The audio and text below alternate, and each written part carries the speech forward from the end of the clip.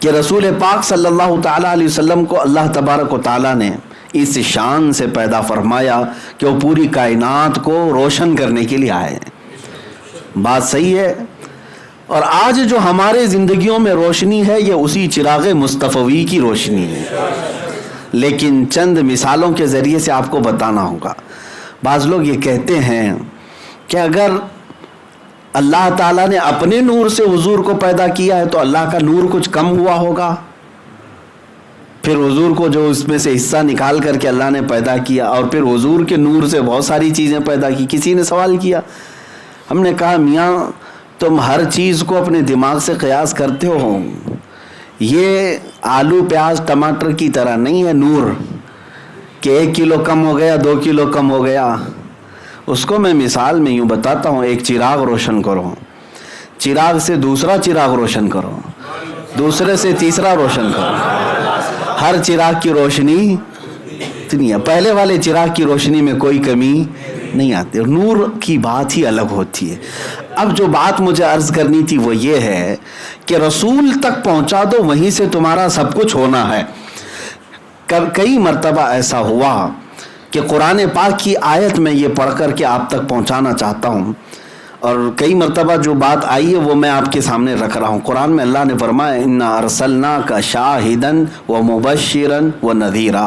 اے محبوب ہم نے آپ کو گواہ بنایا ہے, ڈر سنانے والا, خوشخبری دینے والا نبی, وداعیا الی اللہ باذنہ وسراجا منیرا, اور اللہ کی طرف بلانے والا اور روشن چراغ بنا کر ہم آپ کو بھیجیں.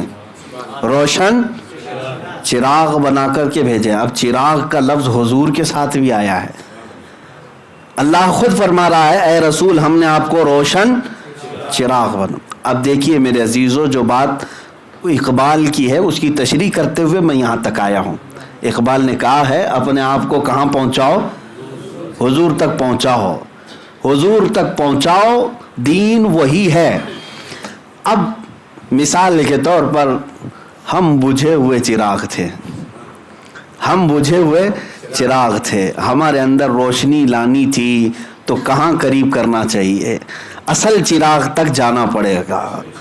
جہاں چراغ جل رہا ہے اپنے بجھے ہوئے دیے اور چراغ کو لے جاؤ تو اس چراغ کی روشنی سے تمہارا چراغ بھی جل جائے گا. لیکن اس کے لیے کئی شرطیں ہیں. پہلی چیز تو یہ ہے کہ تم بجھا ہوا چراغ قریب کرو, دور سے چراغ نہیں جلے گا. اپنے بجھے ہوئے چراغ کو قریب تو کرو. حضور اصل چراغ ہیں, وہ نور کائنات ہیں. ہم بجھا ہوا چراغ قریب کریں تو ہمارے دلوں کا چراغ روشن ہوگا. لیکن پہلی شرط قریب کریں. قریب کرنا بھی کافی نہیں ہے, قریب کرنا بھی کافی نہیں ہے, کیونکہ بجھا ہوا چراغ ہے اور وہ روشن چراغ ہے. قریب ہو جانے سے جل جاتا تو بہت سارے وہاں قریب رہتے ہوئے گستاخوں کو بھی ہم نے دیکھا ہے نا. قریب تو ہوئے, ابو جہل بھی قریب رہا, ابو لہب بھی قریب رہا, لیکن چراغ روشن نہیں ہوا. شرط یہ ہے کہ بجھے ہوئے چراغ کو اصل روشن چراغ کے پاس جھکانا پڑے گا. بات صحیح ہے. تم تھوڑا سا جھکاؤ تاکہ اصل چراغ کی روشنی بجھے ہوئے چراغ میں آ جائے. قریب ہونا ہی ضروری نہیں بلکہ قریب ہو کر جھکنا بھی ضروری ہے.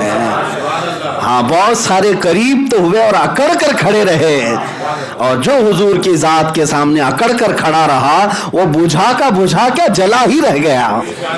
اس کا چہرہ بھی جلا رہ گیا, پورا دین بھی جلا رہ گیا, اور کبھی روشنی آ نہیں سکی. ہاں وہ بندہ جو اپنے تصورات سے اور اپنے قلب سے حضور نور مجسم صلی اللہ علیہ وسلم کے قریب ہوا اور اپنے دل کو وہاں جھکا لیا تو اس چراغ کی لو اس بجھے ہوئے چراغ میں آ گئی, اور پھر اللہ تعالیٰ نے اس چراغ کو بھی روشن کر دیا. اور اس طرح کائنات میں حضور کے اس چراغ سے ہزاروں چراغ جلتے رہے.